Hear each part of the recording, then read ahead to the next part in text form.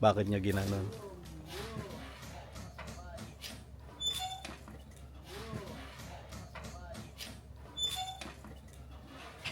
Kasi ang pag-design ng mga katulad nga ng bigang yan, ang kinikerry ng biga,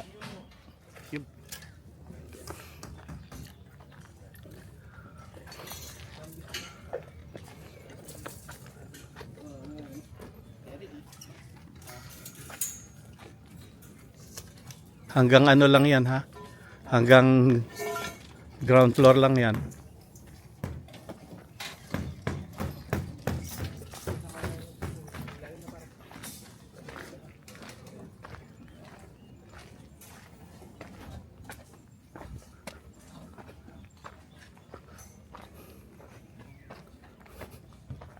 Init na.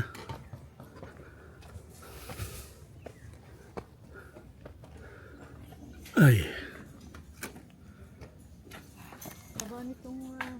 Ay paano nga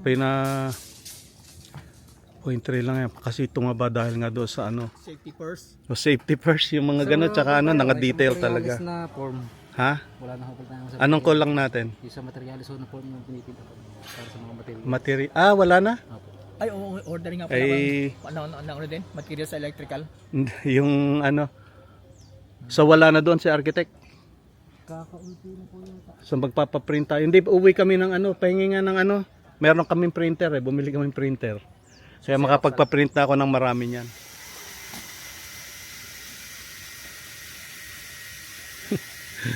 Ang daming lupang kailan.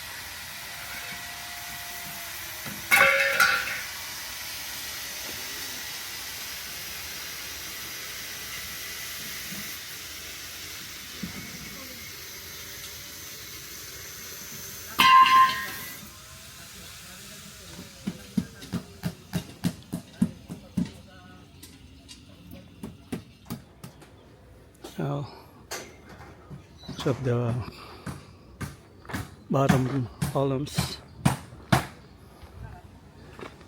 concrete pouring has been almost completed.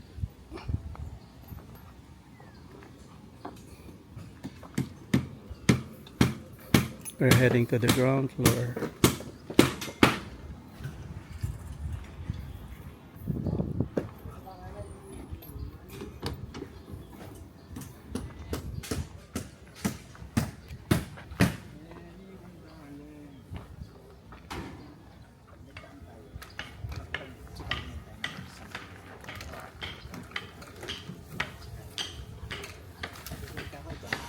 Happy na tayo sa ground floor.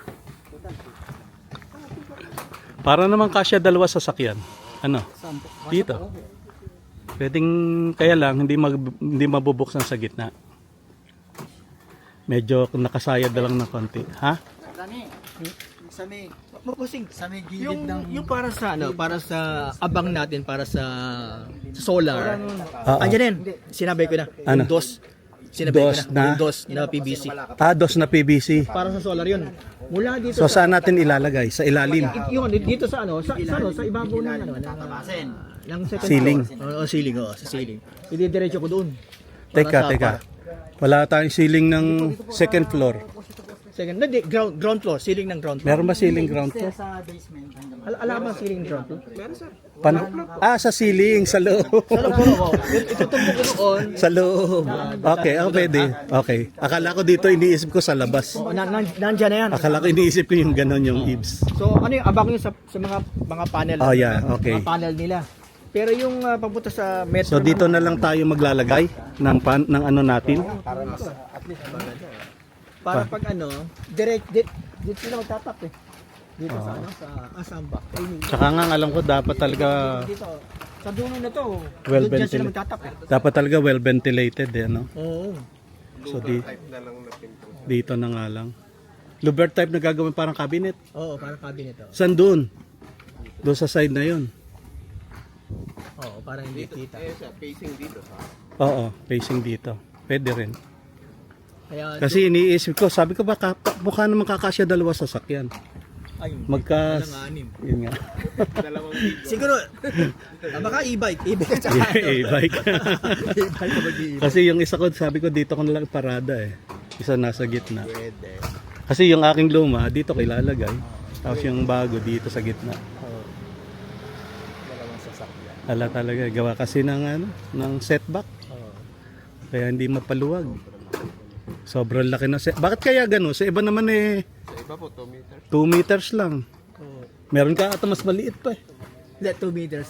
Ang pinaka-minimum. Oo. Nasa building ko dito sa Philippines. Yung iba 3. Pero pag tabi ka ng highway, 6 ah. Dito, Tabi sir, ng- Pag ano, sa Oo, road. tabi ka Ito ng 5 meters tayo. Dito nga sir, ang laki eh, Oo. subdivision.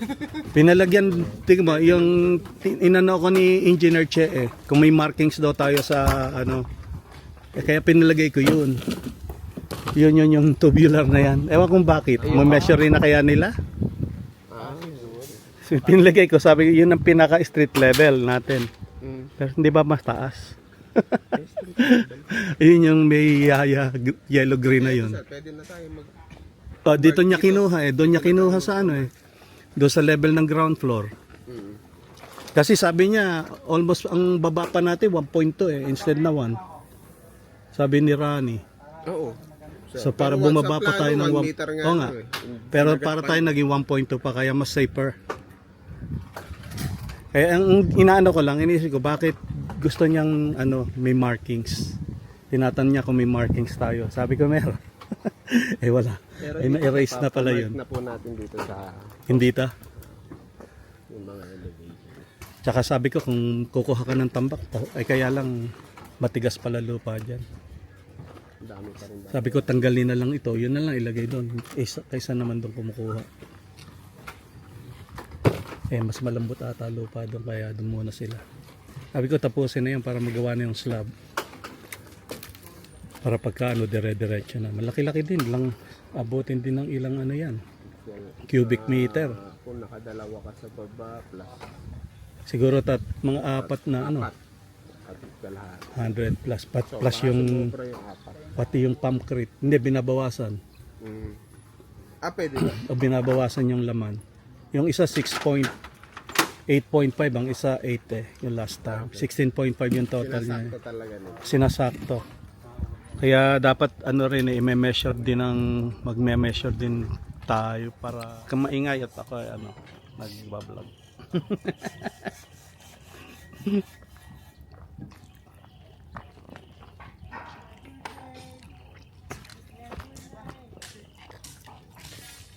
Parang dami poste.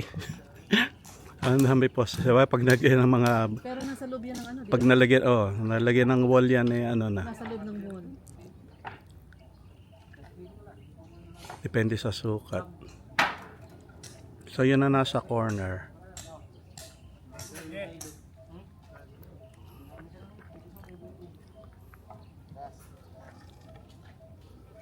Sobrang lalaki. Ayun naman tayo dito ang presyo eh. Kayo ikapi kayo presyo. At hindi ako ikapi presyo. Hindi pagka baba presyo nyo kuha man.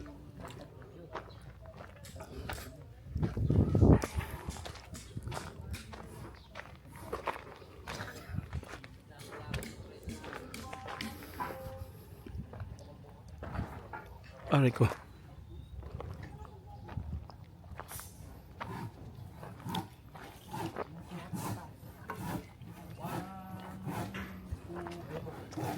All the columns have been concreted. They're now ready to start working on the beams. Then eventually we'll start working on the slabs.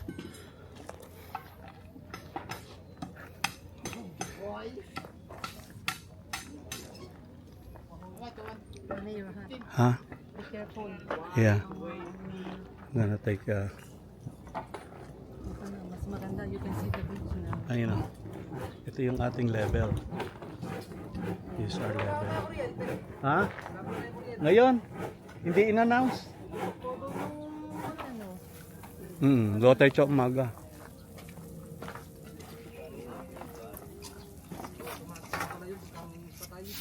Rani, yung beam natin dito, doon kakabit sa biga, ano, ito. Yung beam dito. Doon sa biga. Ito? Yung nandito, yung beam. Ito. Hindi sila magkapantay ba sila? Ah, okay. Kala ko salis. Pero nakakapit naman po dito sa Oo.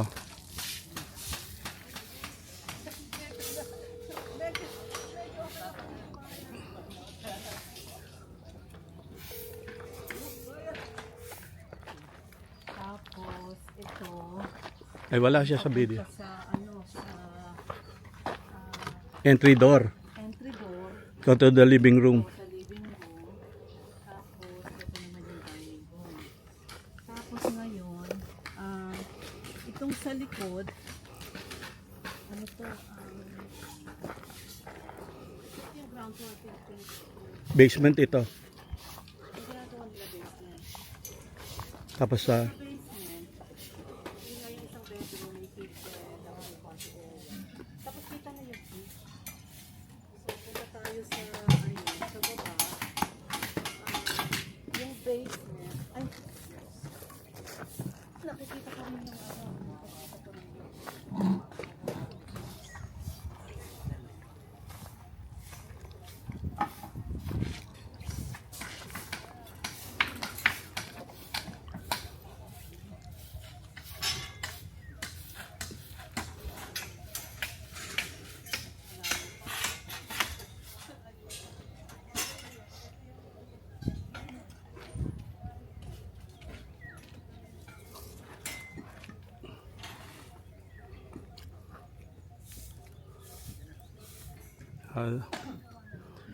they are preparing to put up the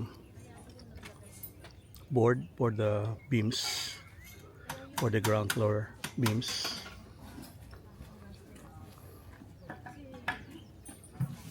Starting to look like a house.